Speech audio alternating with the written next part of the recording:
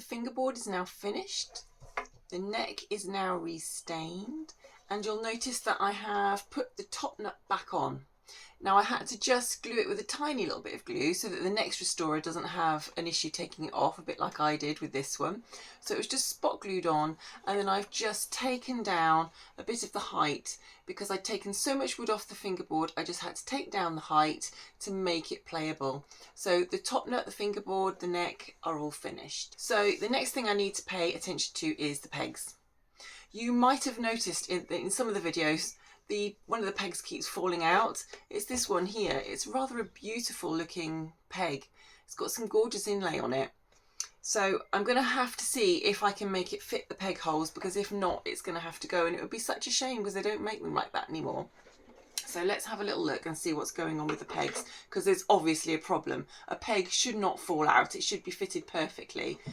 Oh dear. And if I look at these, I can see that they don't fit at all. I've had a discussion with the owner. We were going to leave the pegs. I don't think that's actually an option now, having looked at them properly. So what I think I'm going to do is I'm going to have to bush 2 peg holes. So bushing is filling in the peg hole, then re-drilling, retouching and making it good. Lots of old violins have bushings in. If you think about it, as the peg turns in the box, it wears it away. So it has to be, the wood has to be replaced. I've got no choice but to do that for these 2 pegs. I think the A and the E, I think they've got too big. If I just measure them, oh yeah, I've got over 8 millimeters on both. So those are now too wide to have any fine tuning capability. And with a Baroque instrument, you only tune on the pegs. Fine tuners weren't invented, and I'm not going to put fine tuners on this violin. So I'm going to have to get a bit clever about how I attack these pegs. I wonder if I've got any old ones in my box that might match. Over the years, I collect old pegs, and I don't like throwing anything away, and this is where it becomes really useful that I haven't.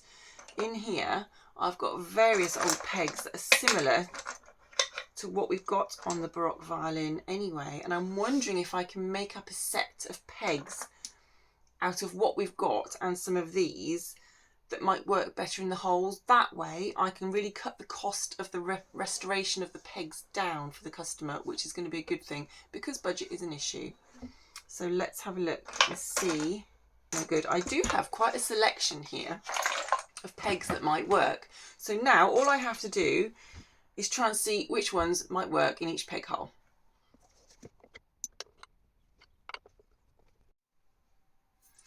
Okay, out of all of those pegs, I found some that are going to work. Now it looks a bit ridiculous at the moment because the ones on the G and D side are far too far out, but that's okay because I can shape them to fit the holes.